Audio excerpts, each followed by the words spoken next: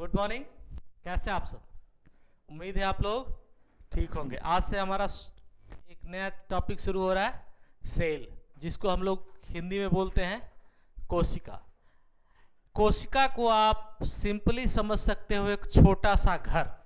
कोशिका को आप अगर देसी तरीका से समझना चाहें तो आपको याद रखना है छोटा घर। और छोटा घर किस चीज़ से बनता है? आपका घर किस चीज़ से बनता है? आपका घर जो है वो ईंट से बनता है। तो ठीक है, तो अगर कोशिका लेयर बाय लेयर जमा हो जाएगा तो कोशिकाओं के समूह को हम लोग क्या बोलते हैं? उत्तक बोलते हैं। और कोशिका क्या होगा? घर बनाने के लिए जो हमारा मटेरियल होगा ईंट, वो हमारा क्या आ जाएगा? वो हमारा आ जाएगा कोशिका। क्लियर है हमारी बात? यहां से दो प्रश्न सबसे पहले पूछा जाता है आपसे कि कोशिका का खोज किसने किया था। ठीक है, कोशिका का खोज किसने किया था? कोशिका, जिसको हम लोग इंग्लिश में सेल बोलते हैं, सेल का लैटिन शब्द है। सेल हमारा क्या है? एक लैटिन शब्द है जिसका मतलब होता है छोटा कमरा। सेल का मतलब क्या होता है? लैटिन में मतलब होता है छोटा कमरा। ठीक है, कोशिका जो होता है यह आपका जीवों का, समस्त जीवों का संरचनात्मक एवं क्रियात्मक इकाई है। संरचनात्मक और क्रियात्मक इकाई कहने का मकसद ये हो गया कि जैसे कि हमने अभी आपको घर का एग्जाम्पल दिया कि छोटा घर को बनाने के लिए आपको किन किन चीज़ों की जरूरत होगी। सबसे पहले तो आपको मिट्टी चाहिए होगा। मिट्टी से आप क्या तैयार करेंगे? ईंट तैयार करेंगे। ठीक है, ईंट तैयार करेंगे। फिर ईंट से आप जब लेयर बाय लेयर ईंट को जब एक साथ रखेंगे तब आपका क्या तैयार होगा? दीवार तैयार होगा, और फिर वो आपका घर तैयार होगा। वैसे ही क्या होता है कि जो आपका जो कोशिका होता है, कोशिका जो है एक प्रकार का रॉ मटेरियल है जो कि आपके बॉडी के निर्माण में क्या करता है? सहायक करता है। वो कैसे बनाता है उस चीज को समझिए कि जब दो कोशिका आपस में मिलेंगे तो वो किसका निर्माण करेंगे? टिश्यू का निर्माण करेंगे। किसका निर्माण करेंगे? टिश्यू, जिसको हम लोग बोलते हैं उत्तक बोलते हैं। तो उस उत्तक का निर्माण करेंगे और फिर उस उत्तक से आपका किसका निर्माण होगा? फिर आपके बॉडी का, स्किन का निर्माण होगा।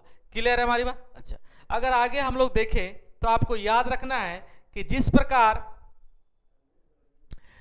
ईंट मिलकर आपका भवन का निर्माण करता है, घर का निर्माण करता है, उसी प्रकार कोशिका मिलकर आपके किसका निर्माण करता है? शरीर का निर्माण करता है। इसलिए कोशिका को संरचनात्मक और क्रियात्मक दोनों इकाई बोला जाता है। कोशिका की खोज सबसे पहले, कोशिका की जो खोज है वो रॉबर्ट हुक के द्वारा की गई थी 1665 में। बहुत बार ये क्वेश्चन आपसे पूछा जा चुका है कि जो कोशिका की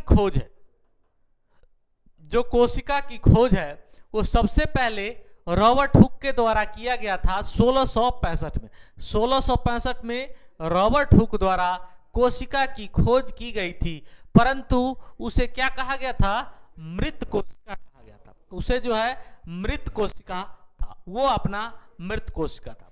और आपसे अगर ये पूछ दिया जाए कि सबसे पहले जीवित कोशिका की खोज किसने की, तो आप याद रखेंगे सबसे पहले जीवित कोशिका की खोज 1674 में ल्यूवेनहॉक ने की थी।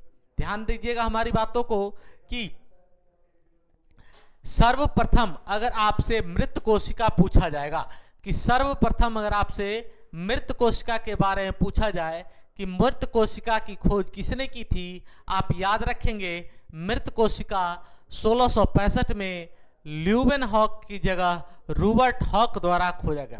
रॉबर्ट हुक ने 1665 में मृत कोशिका की खोज की थी और जीवित कोशिका की खोज 1674 ईस्वी में मात्र 9 साल बाद ल्यूवेनहॉक के द्वारा पूछी गई थी।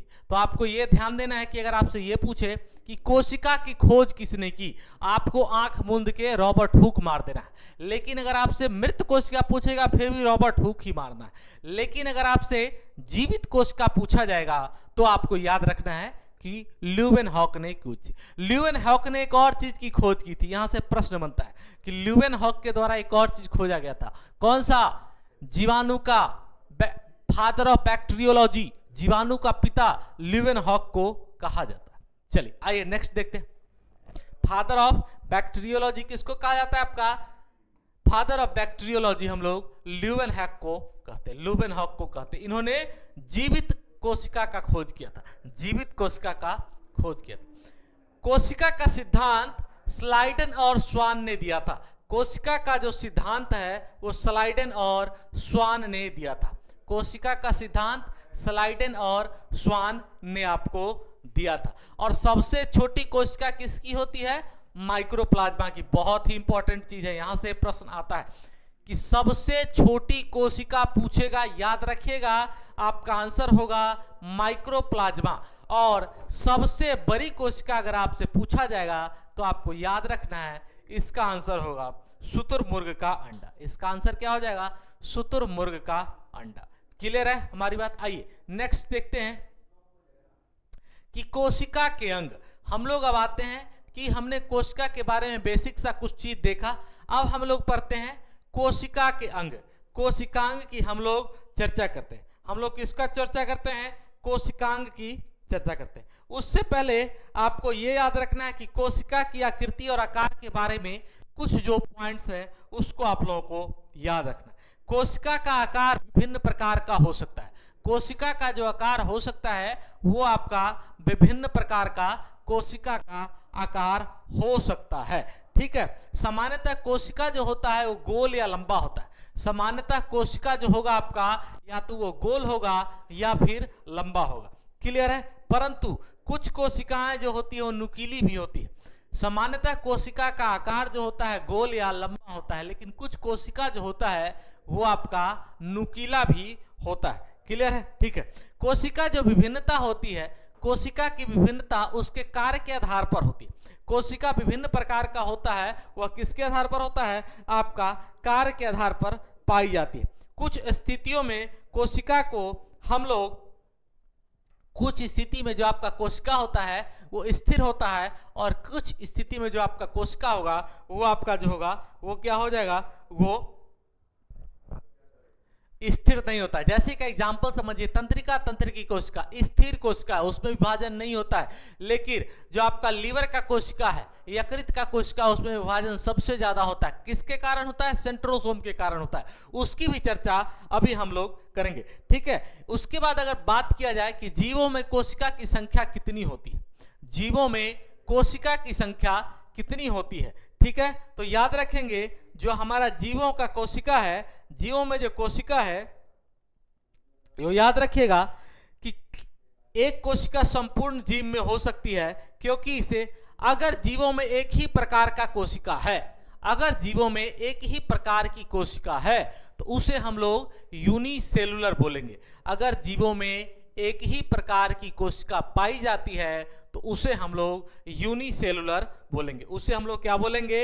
यूनिसेलुलर। जिसका एग्जाम्पल आप याद रखिएगा, अमीबा, पैरामीशियम, बैक्टीरिया। आइए इस चीजों को हम लोग लिखते हैं और आगे की ओर की चर्चा को हम लोग करते हैं। सबसे पहले एक कोशिकीय, आपको क्या लिखना है? एक कोशिकीय जीव। एक कोशिकीय जीव लिखिए।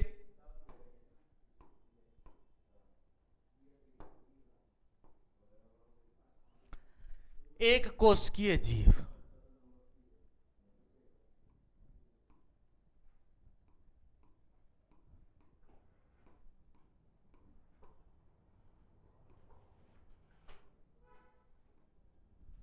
एक कोशिकीय जीव।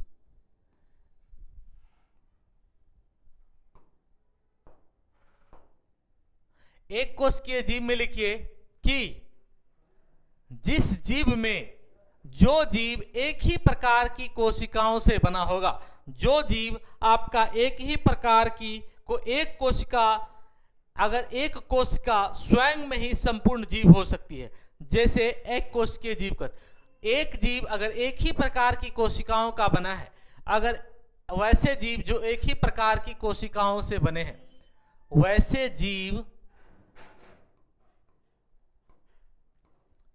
वैसे जीव जो एक ही प्रकार के, एक ही प्रकार के कोशिकाओं से बने हैं,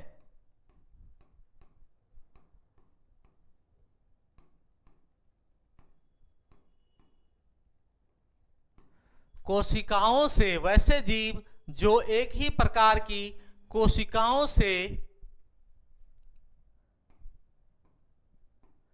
बने हैं,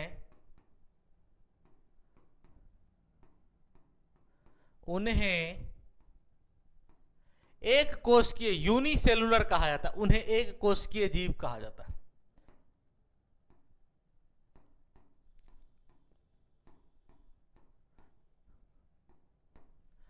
उन्हें एक कोशिकीय जीव कहा जाता है, उन्हें एक कोशिकीय जीव कहा जाता है।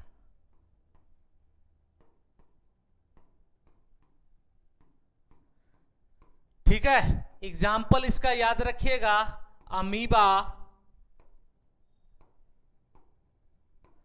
पैरामीशियम, क्या है भाई, पैरामीशियम,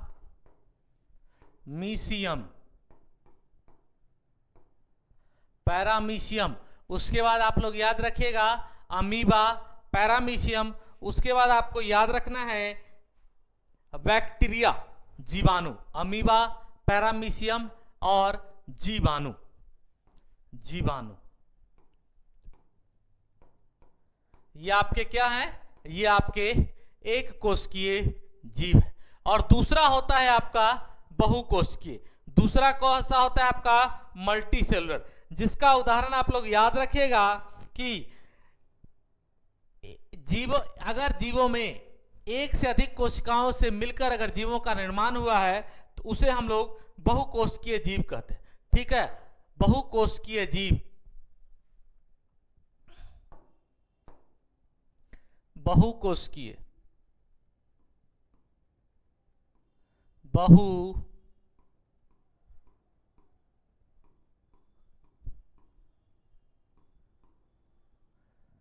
बहुकोशिकीय जीव।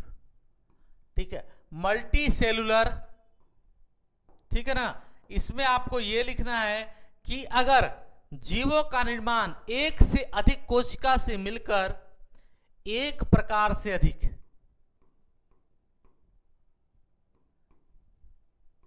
एक प्रकार से अधिक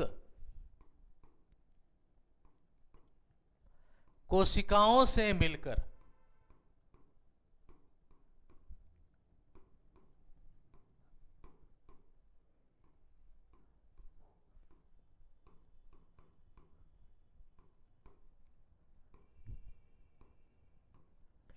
एक प्रकार से अधिक कोशिकाओं से मिलकर बने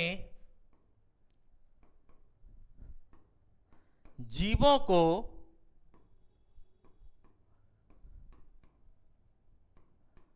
बहुकोशिकीय जीव कहा जाता है।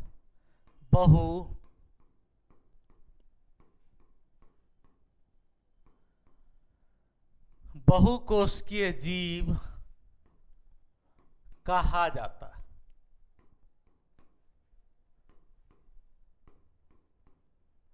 बहुकोशिकीय जीव कहा जाता है।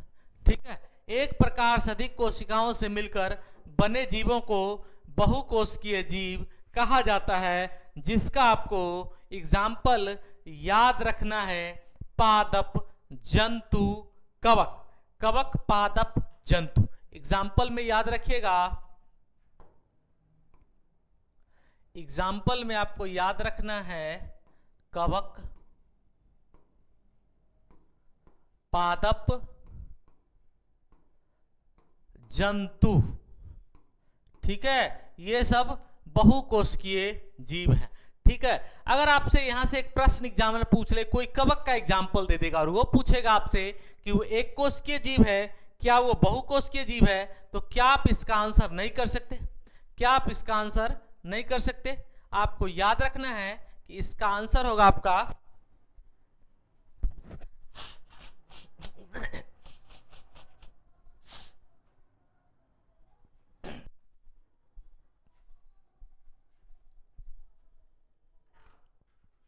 अगर आपसे यह पूछ लेगा एग्जामिनर कि कवक किस प्रकार के जीव है, या फिर कवक का उदाहरण दे देगा आपको और पूछ लेगा कि वो कौन सा जीव है, एक कोशिकीय जीव है या फिर बहुकोशिकीय जीव है, तो आप आपका इसका आंसर हो जाएगा कि कवक जो है वो आपका बहुकोशिकीय जीव है। क्लियर है हमारी बात? चलिए आगे की ओर अगर हम इस सीरीज को बढ़ाएं तो सबसे पहले आपको यह याद रखना है कि कोशिका सिद्धांत किसने दिया था। ठीक है ना, कोशिका सिद्धांत किसने दिया था। उससे पहले आप लोगों को कोशिका के कुछ लक्षण के बारे में जानकारी होनी चाहिए। ठीक है ना, कोशिका के लक्षण के बारे में कुछ जानकारी कि कोशिका में द्विगुणन की क्षमता होती है, यानी कि अगर एक कोशिका मरता है तो अपने साथ वो दो नई कोशिकाओं का निर्माण कर सकता है, जिसे हम लोग कोशिका का द्विगुणन सिद्धांत बोलते हैं। मानव के शरीर में लगभग 10 के पावर 4 मानव शरीर में 10 टू द पावर 4 कोशिकाएं होती है। इसको लिख लेंगे नोट देकर, नोट में मानव के शरीर में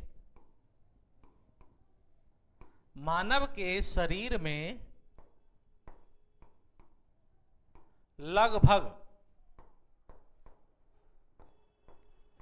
10 टू द पावर 4 कोशिकाएं पाई जाती है। कोशिकाएं पाई जाती है।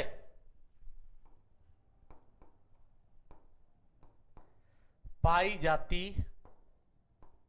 है जी। क्लियर है हमारी बात? आइए आगे हम लोग इसको स्टार्ट करते हैं कि कोशिका का सिद्धांत किसने दिया। ठीक है, आइए हम लोग कोशिका सिद्धांत की चर्चा करें कि कोशिका सिद्धांत सबसे पहले आपको स्लाइडेन और स्वान ने दिया।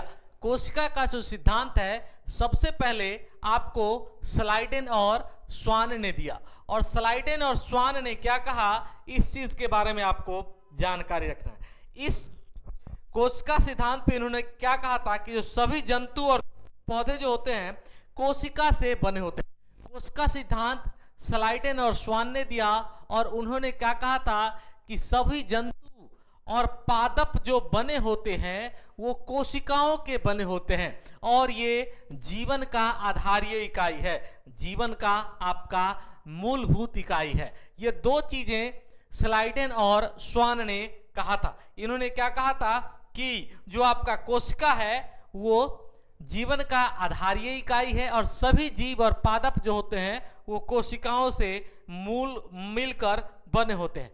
कोशिका के अध्ययन को हम लोग क्या बोलते हैं? साइटोलॉजी। कोशिका के अध्ययन को हम लोग क्या बोलते हैं? कोशिका के अध्ययन को साइटोलॉजी, कोशिका विज्ञान कहा जाता है। क्लियर है हमारी बात? आगे आई।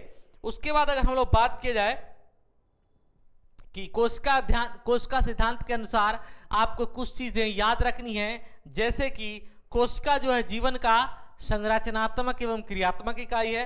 कोशिका जो है वो क्या होता है, कोई भी जीव एक या फिर अधिक कोशिकाओं से मिलकर बना हो सकता है। अगर आगे की चर्चा को करें तो आपको यह भी याद रखना है कि कोशिका जो है, जो प्रत्येक कोशिका है, एक पिछली कोशिका से कोई नई कोशिका जो है वो ऑटोमेटिक नहीं बन गया है, वो पिछली कोशिका से बना है। पिछली कोशिकाओं के मरने के पश्चात नई कोशिका का निर्माण हुआ है, या फिर एक कोशिका टूटकर दो कोशिकाओं को बनाती है। इसे हम लोग क्या बोलते हैं? सेल डिवीजन, कोशिका विभाजन का सिद्धांत। इसको हम लोग क्या बोलते हैं? कोशिका विभाजन का सिद्धांत। ठीक है ना। कोशिका की संरचना कैसी होती है, आइए अब देखते हैं हम लोग कि कोशिका की संरचना कैसी होती है। कोशिका में आपको 3 पार्ट दिखाई देगा। कोशिका के अंदर आपको 3 पार्ट दिखाई देगा, प्लाज्मा झिल्ली, केंद्रक और कोशिका द्रव। ठीक है ना, ये 3 चीज आपको कोशिका के दिखाई देंगे, और इसको आप लोग किसकी सहायता से देख सकते हैं? माइक्रोस्कोप की सहायता से आप लोग कोशिका को इजीली देख सकते हैं। बहुत आसानी के साथ आप लोग माइक्रोस्कोप की सहायता से कोशिका को देख सकते हैं। आइए उसके बाद हम लोग चर्चा करते हैं कोशिका भित्ति की। हम लोग चर्चा करेंगे किसकी? कोशिका के अंग के बारे में। कोशिका के अंग जो सबसे पहला है जीव द्रव्य, जीव द्रव्य जिसको हम लोग क्या बोलते हैं? कोशिका का जीवन का आधार कहते हैं। ठीक है ना, ठीक है। इसका 80% भाग जो होता है वो जल का बना होता है। इसको ध्यान से समझने के लिए मैं एक फिगर बनाता हूं, थोड़ा सा पेशेंस रखिएगा, और इसके बाद हम लोग इस फिगर को बहुत आसानी के साथ, ठीक है ना, बना सकते हैं।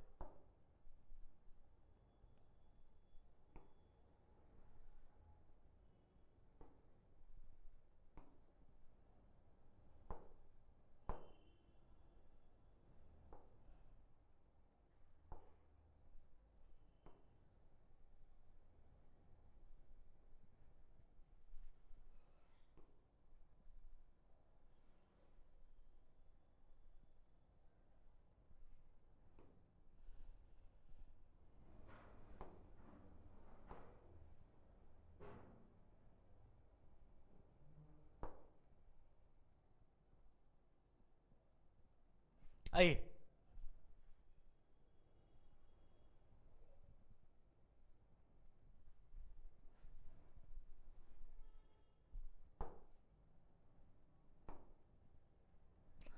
देखिए मान लीजिए हमारा ये क्या है, ये हमारा क्या है, ये कोशिका, ठीक है। अच्छा, कोशिका में,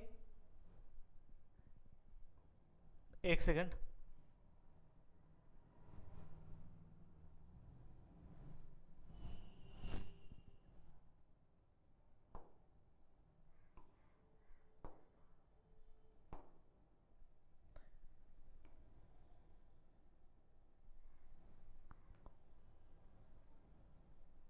देखो लगो लगो ये कोशिका बनता है। कोशिका में काफी सारी चीजें होगी, जैसे आपका एक गोल्जी बॉडी होगा, ठीक है, एक क्या होगा आपका राइबोसोम होगा, एक आपका क्या हो जाएगा माइक्रोकॉन्ड्रिया होगा, एक आपका सेंट्रोसोम होगा, एक आपका ईआर रेटिकुलम होगा, इंडोप्लाज्मिक रेटिकुलम होगा, एक आपका क्या हो जाएगा जो भी हो, आगे देखते हैं क्या क्या होता है। सेंट्रोसोम है आपका, माइक्रोकॉन्ड्रिया हो गया, राइबोसोम हो गया, गोल्जी बॉडी हो गया, एक लाइसोसोम होगा, ठीक है, एक आपका लाइसोसोम होगा। आइए देखते हैं हम क्या आपको बताना चाहते थे। जीव द्रव जिसको हम लोग क्या बोलते हैं, प्रोटोप्लाज्म बोलते हैं। ये क्या है आपका जीव द्रव, जिसको हम लोग पीपी बोलते हैं, प्रोटोप्लाज्म। आइए इसकी चर्चा करते हैं कि होता क्या। देखिए जैसे कि आपको एग्जाम्पल दे रहा हूं मैं, कोई भी इलेक्ट्रॉनिक चीज अगर आप मार्केट से लाते हो, कोई भी इलेक्ट्रॉनिक चीज अगर आप मार्केट से लाते हो तो उसमें गत्ता होता है, उसमें क्या होता है, गत्ता होता है। क्यों होता है, टूट फूट से बचाने के लिए। अगर आप नया कोई मोबाइल खरीद के लाते हो, कोई टीवी खरीद के लाते हो, तो देखते हो उसके चारों तरफ फोम का कवर दिया होता, फोम का कवर दिया होता। क्यों, उसके टूट फूट से बचाने के लिए। अगर वो टूट फूट से नहीं बचा तो वो क्या हमारा चीज सुरक्षित रह पाएगा, नहीं रह पाएगा। वैसे ही क्या होता है, यहां पर अगर आप देखिएगा तो ये जो हमारा प्रोटोप्लाज्म है, इसमें एक लिक्विड पाया जाता है, कोशिका क्या करेगा, कोशिका आपस में क्या करता है कि घूमता रहता है, कोशिका में मूवमेंट होता है। जब हमारी शरीर चलेगा तो जब चलेगा तो मूवमेंट होगा, तो बिल्कुल जब आपका मूवमेंट होगा उस टाइम क्या होता है कि ये जो आपका माइक्रोकॉन्ड्रिया है, सेंट्रोसोम है, एंडोप्लाज्मिक रेटिकुलम है, राइबोसोम है, गोल्जी बॉडी है, लाइसोसोम है, ये क्या होते हैं, आपस में टकराते हैं। ये क्या करते हैं, आपके आपस में टकराते हैं, ठीक है। जब आपका ये चीज आपस में टकराएगा तो मान लीजिए किसी का किसी में टक्कर होगा तो टूट फूट होगा, तो टूट फूट से भी कोई दिक्कत नहीं है। अगर टूट फूट थोड़ा बहुत हो जाता है वहां भी कोई दिक्कत नहीं है। समस्या आती है इस लाइसोसोम के साथ, समस्या कहाँ आता है, इस लाइसोसोम के साथ आता है। और यही कारण है कि जीव द्रव्य को जीवन का आधार कहा जाता है। कैसे कहा जाता है, ध्यान से इस को समझिएगा कि जो लाइसोसोम होता है उसमें एक हाइड्रोलाइटिक एंजाइम पाया जाता है। उस लाइसोसोम में आपका एक हाइड्रोलाइटिक एंजाइम पाया जाता है, और वो हाइड्रोलाइटिक एंजाइम आपका क्या करता है कि जैसे ही लाइसोसोम आपका फूटेगा, अगर देखिए इंडोप्लाज्मिक रेटिकुलम फूट गया, सेंट्रोसोम फूट गया, माइक्रोकॉन्ड्रिया फूट गया, तो उतना ज्यादा आपको प्रॉब्लम नहीं आने वाली है। लेकिन अगर लाइसोसोम अगर आपका फूट गया तो क्या होगा कि उसमें एक हाइड्रोलाइटिक एंजाइम पाया जाता है, हाइड्रोलाइटिक नाम का एक एंजाइम पाया जाता है, जो कि उसमें विष होता है। उसमें क्या होता है, आपका विष होता है, और ये विष पूरे सेल में फैल जाएगा और वो सेल तुरंत का तुरंत डेथ हो जाएगा। इसीलिए लाइसोसोम को आपने पढ़ा होगा कि आत्महत्या का थैली कहा जाता है। लाइसोसोम को क्या कहा जाता है, आत्महत्या का थैली कहा जाता है। किस कारण से कहा जाता है कि इसमें हाइड्रोलाइटिक एंजाइम हो जाता है, जो कि फट जाता है तो उस पूरे के पूरे सेल को मृत बना देता है, उसको मार देता है।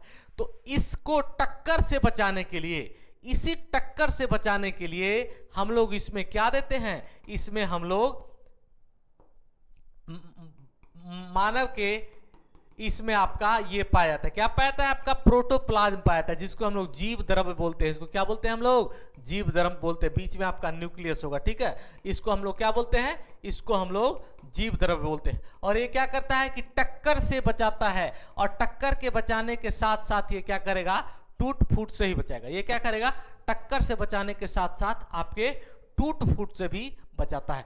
यही कारण है कि जीव द्रव्य को हम लोग जीवन का आधार कहते हैं। जीव द्रव्य को जीवन का आधार कहते हैं। यह कैसा होता है? तरल तथा गाढ़ा होता है। इसमें 80% भाग क्या होता है? जल होता है। अब इसको ध्यान से समझिए कि जीव द्रव्य को दो भागों में बांटा गया। प्रोटोप्लाज्म को दो भागों में बांटा गया, साइटोप्लाज्म और न्यूक्लियोप्लाज्म।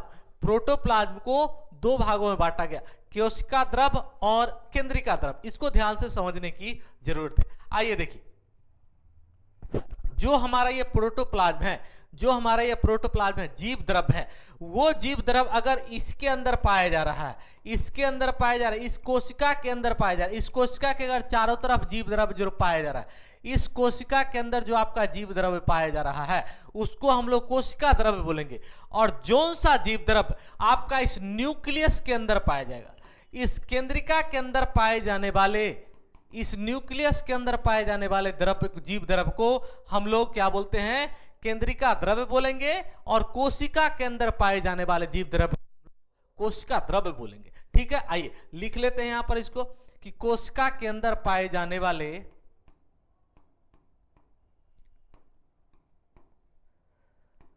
कोशिका के अंदर पाया जाता है। ठीक है, और जो केंद्रिका द्रव होता है वो आपका केंद्रिका के अंदर पाया जाता है। केंद्रिका के अंदर पाया जाता है। केंद्रिका के अंदर ये पाया जाता है। ठीक है, और कोशिका द्रव करता क्या है? कोशिका को सूखने से बचाता है, टूट फूट होने से बचाता है। ये क्या करता है? कोशिका को टूट फूट होने और टूटने से बचाता है। ठीक है, टूटने से क्या प्रॉब्लम होता है? लाइसोसोम फूट जाएगा। लाइसोसोम फूट गया तो उससे हाइड्रोलाइटिक एंजाइम निकल जाएगा, और हाइड्रोलाइटिक एंजाइम उस पूरी कोशिका को मार देगा। उस पूरी कोशिका को क्या करेगा? मार देगा। आइए आगे की ओर हम लोग बढ़ेंगे।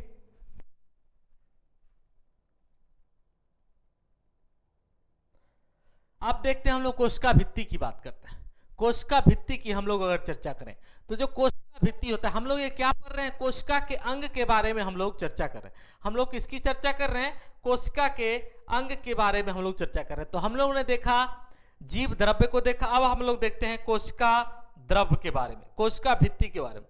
कोशिका भित्ति जो होती है वह क्या होती है? मजबूत होती है, अजीवित होती है और लचीली प्रतीत होती है, जो प्लाज्मा झिल्ली के बाहर उपस्थित होता है। यह पादप कोशिकाओं को संरचनात्मक प्रदान करता है, क्योंकि यह सेलुलोज की कार्बोहाइड्रेट होता है। यह कोशिका की रक्षा करता है। कोशिका भित्ति मुख्यतः पादप, कवक, जीवाणु में पाई जाती है, जंतु और प्रोटोजोआ में अनुपस्थित होता है। आइए इसी फिगर को फिर से हम देखने का प्रयास करेंगे और समझने का प्रयास करते हैं कि एक्चुअल में है क्या। देखिए, ये हमारा क्या था? कोशिका था। ये हमारा क्या था? कोशिका था। अब इस कोशिका के ऊपर दो प्रकार का मेम्ब्रेन लगा होगा। इसके बाद आपका दो प्रकार का मेम्ब्रेन लगा होगा। ध्यान दीजिएगा इसको।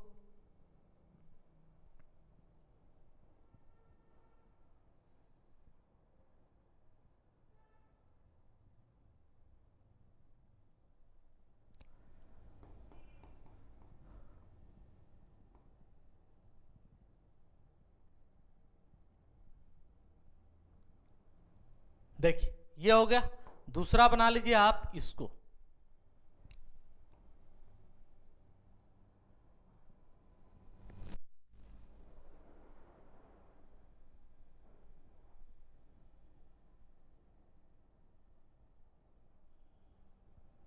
देखिए, ये तीन चीज आपको याद रखना है। जो नीचे वाला पार्ट था हमारा कौन सा था? अब आइए इसको समझते हैं। तीनों को हम लोग ध्यान से समझने का प्रयास करते हैं और कोशिश करते हैं कि कौन कौन सा। जो बाहर वाला पार्ट है ये क्या करता है? कोशिका को रक्षा कर रहा है, कोशिका को रक्षा कर रहा है। जो मेम्ब्रेन था वो क्या करता है कि ये एक ट्रांसपेरेंट झिल्ली होता है। क्या होता है? जो प्लाज्मा मेम्ब्रेन होता है वो ट्रांसपेरेंट झिल्ली होता है।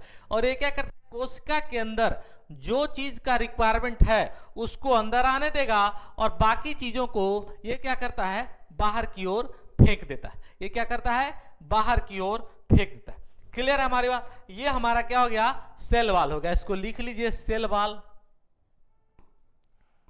और एक चीज आप याद रखना, सी का मतलब सेंट्रोसोम, ई आर का मतलब इंडोप्लाज्मिक रेटिकुलम, एल का मतलब लाइसोसोम है, एम का मतलब माइक्रोकॉन्ड्रिया है, आर का मतलब राइजोसोम है, जी का मतलब गोल्जी बटी है, पीपी का मतलब प्रोटोप्लाज्म है, और एन का मतलब न्यूक्लियस है, केंद्रिका है। ठीक है, और इन सब चीजों का हम लोग डिस्कस करेंगे।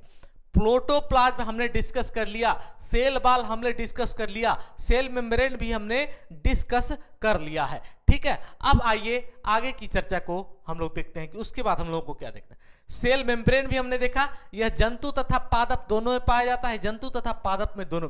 जो कोशिका भित्ति होती है यह किसका बना होता है, यहां से क्वेश्चन पूछा जाता है।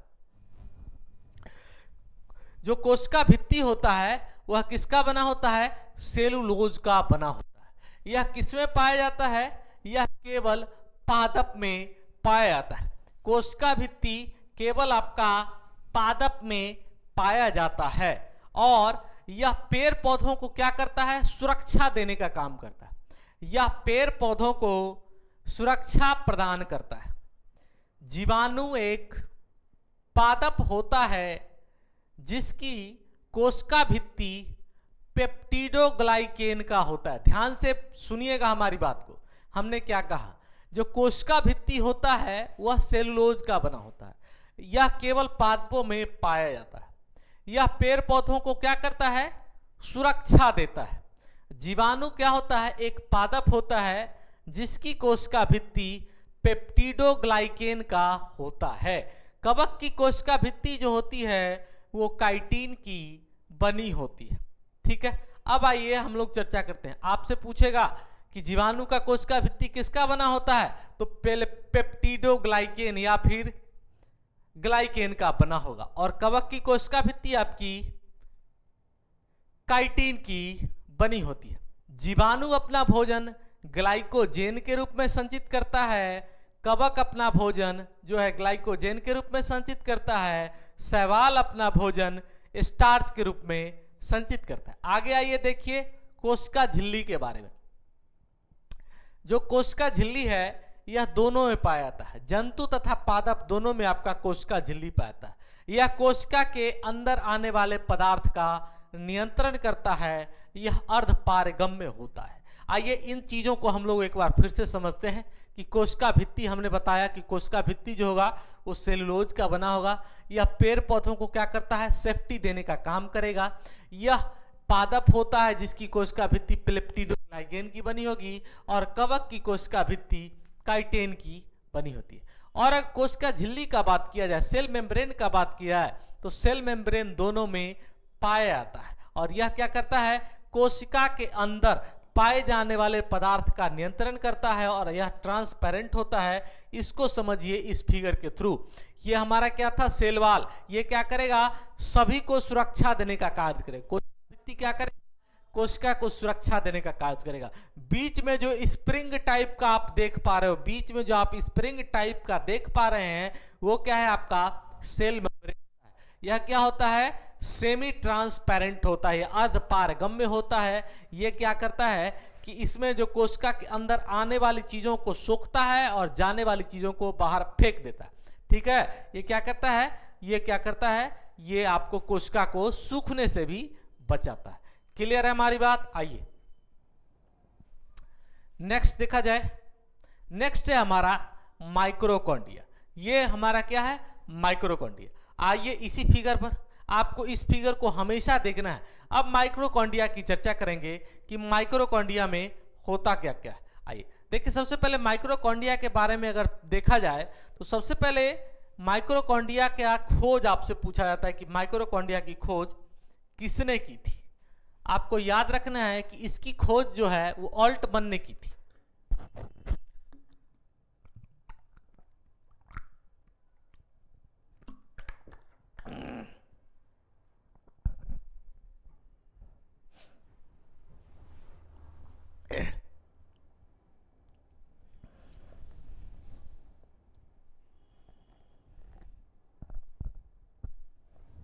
आइए देखिए,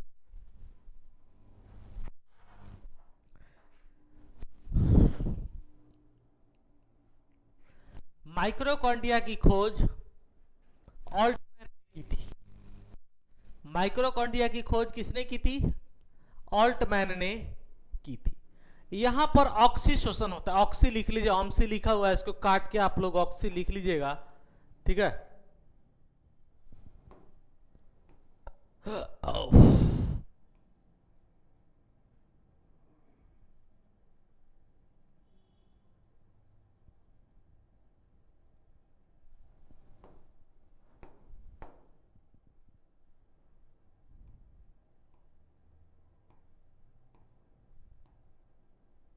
हो गया ऑक्सी। ये क्या है आपका? ऑक्सी शोषण होता है। यहां पर कौन सा शोषण होता है आपका? ऑक्सी शोषण होता है। इस माइक्रोकॉन्ड्रिया की खोज ऑल्टमैन ने की थी। यहां से आपसे प्रश्न पूछा है, माइक्रोकॉन्ड्रिया की खोज किसने की थी? ऑल्टमैन ने की थी। यहां पर ऑक्सी शोषण होता है। ऑक्सी और अनऑक्सी शोषण दो प्रकार के आपका रेस्पिरेशन होता है। एक आपका ऑक्सी शोषण और दूसरा आपका अनऑक्सी शोषण। ऑक्सी शोषण जिसमें ऑक्सीजन प्रेजेंट होगा, ऑक्सी शोषण जिसमें ऑक्सीजन क्या होगा आपका? उपस्थित होगा। और जो आपका अनऑक्सी शोषण होगा उसमें ऑक्सीजन अनुपस्थित होगा। अगर ऑक्सीजन प्रेजेंट है तो ऑक्सी शोषण, और अगर ऑक्सीजन एब्सेंट है तो वो आपका अनऑक्सी। माइक्रोकॉन्ड्रिया की आंतरिक दीवारों को क्रिस्टी कहते हैं। माइक्रोकॉन्ड्रिया की आंतरिक दीवारों को क्रिस्टी, बहुत ही इंपॉर्टेंट पॉइंट है, यह प्रश्न आपके एग्जाम में आया हुआ है कि माइक्रोकॉन्ड्रिया की आंतरिक दीवारों को, internal wall of mitochondria is called cristae, ठीक है। चलिए, अगर उस चाय की चर्चा करें हम लोग तो इसे कोशिका का पावर हाउस कहा जाता है। बहुत ही इंपॉर्टेंट है कि इसे कोशिका का पावर हाउस देगा। पावर हाउस ऑफ सेल किसको कहते हैं? Who is the power house of cell? आपका आंसर होगा माइक्रोकॉन्ड्रिया, ठीक है। चलिए, होता कैसे है इसको अब समझने की आपको जरूरत है। माइक्रोकॉन्ड्रिया में कौन सा शोषण होता है? ऑक्सी शोषण होता है। ऑक्सी शोषण, वहां से ऊर्जा निकलेगा, ऊर्जा बनेगा भी और बनने के बाद ऊर्जा वहां से आपको प्राप्त हो। तो जहां से आपको ऊर्जा प्राप्त होगा वो आपका जहां इलेक्ट्रिसिटी मिलता है उसको हम लोग क्या बोलते हैं? पावर हाउस बोलते हैं। जहां पर आपका इलेक्ट्रिसिटी आपका बनता है उसको पावर हाउस ही तो बोला जाता है। तो यहां पर क्या है आपका? ऊर्जा बनता है, इसलिए इसको पावर हाउस ऑफ एनर्जी कहते हैं। इसको क्या कहते हैं? Power house. जहां पर इलेक्ट्रिसिटी बनता है उसको हम लोग क्या बोलेंगे? Power house of electricity. यहां पर आपका एनर्जी बन रहा है तो इसलिए हमको पावर हाउस ऑफ एनर्जी कहा जाता है, ठीक है। यहां दूसरा नाम इसको कहता है कोशिका का रसाई घर, kitchen hall of, kitchen hall of किसका? सेल इज इक्वल टू कौन सा हो जाएगा आपका? माइक्रोकॉन्ड्रिया हो जाएगा। होता क्या है कि इसमें क्रेब्स चलता है, एक क्रेब्स साइकिल चलता है माइक्रोकॉन्ड्रिया में। और जो क्रेब्स साइकिल होता है वो क्या करता है?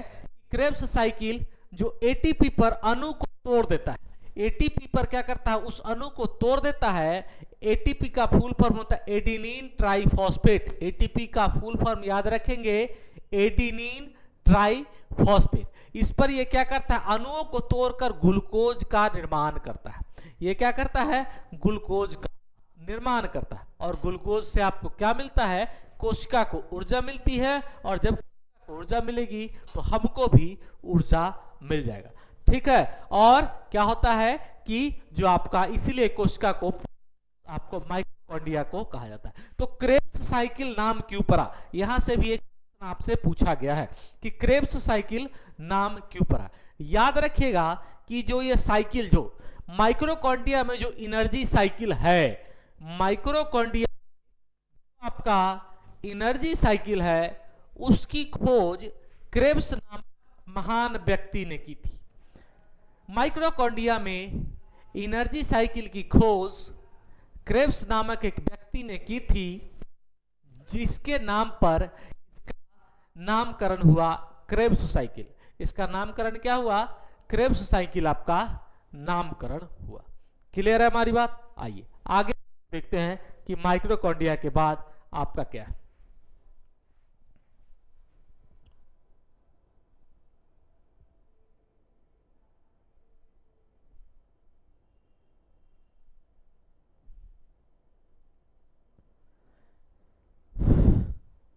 आइए, माइक्रोकॉन्ड्रिया के बाद हमारा है ER endoplasmic reticulum, endoplasmic reticulum जिसको हम लोग शॉर्ट फॉर्म ईआर भी बोलते हैं। यह कोशिका को इंटरनल असेसमेंट देता है, इंटरनल असेसमेंट देता है। कौन सा?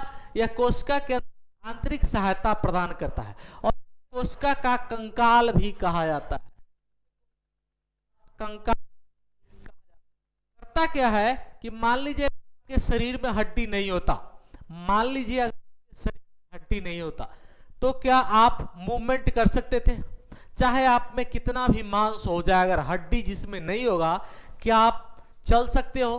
क्या आप बोल सकते हो? क्या आप लिख सकते हो? या क्या आप कोई मूवमेंट कर सकते हो? नहीं कर सकते हो, बिल्कुल भी नहीं कर सकते हो। इसी कारण है कि कोशिका का कंकाल कहते हैं कि ये कोशिका को यांत्रिक सहायता देता है, कोशिका को खड़ा होने में मदद आपका इंडोप्लाज्मिक रेटिकुलम ईआर करता है, इसीलिए इसको हम लोग कोशिका का कंकाल कहते हैं, कोशिका का कंकाल। उम्मीद है आपको कोशिका का कंकाल क्यों कहा जाता है आपको समझ में आता है, क्योंकि यह कोशिका को इंटरनल हेल्प करता है, कोशिका को यांत्रिक सहायता देता है। क्लियर है हमारी बात? अच्छा, इसको दो पार्ट में बांटा गया, इंडोप्लाज्मिक रेटिकुलम को दो पार्ट में बांटा गया, एक आपका स्मूथ ईआर और दूसरा होता है आपका रफ ईआर। ठीक है ना, ध्यान दीजिएगा, एक होता है स्मूथ ईआर, दूसरा होता है रफ ईआर। तो ईआर बनाते हैं, ईआर है मान लीजिए, इसमें ईआर को डिवाइड किया, पार्टों में डिवाइड किया गया। तो ये जो सरफेस आप देख रहे हैं ये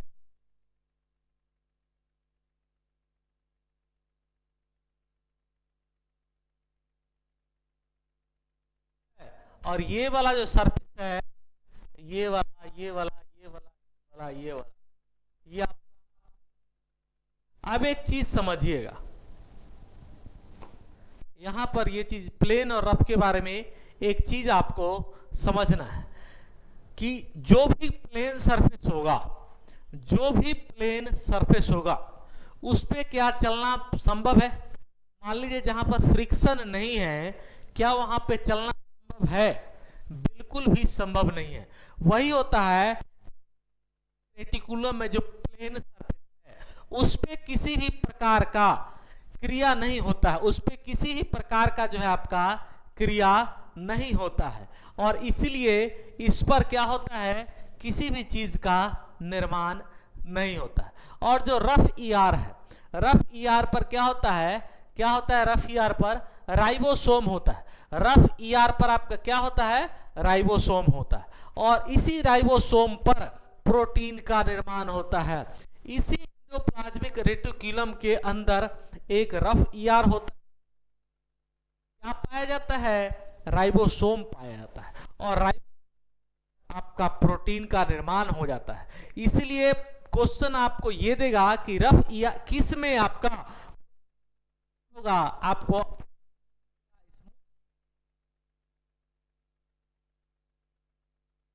लेकिन याद रखिएगा ये पूरी तरीके से ये बात सही नहीं है, क्योंकि रफ ईआर के अंदर भी एक पार्ट होता है राइबोसोम, और राइबोसोम लोग बोल देते हैं कि रफ ईआर ही प्रोटीन का, लेकिन निर्माण में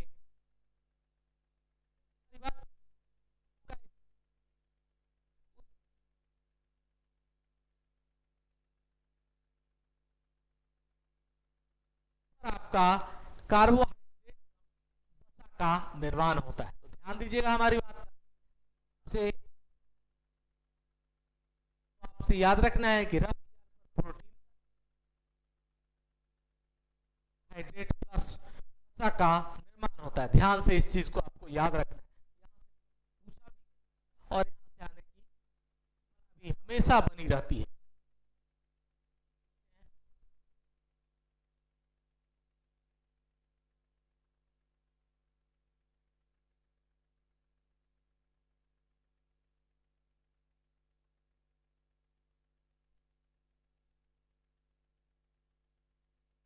यह सबसे कोशिका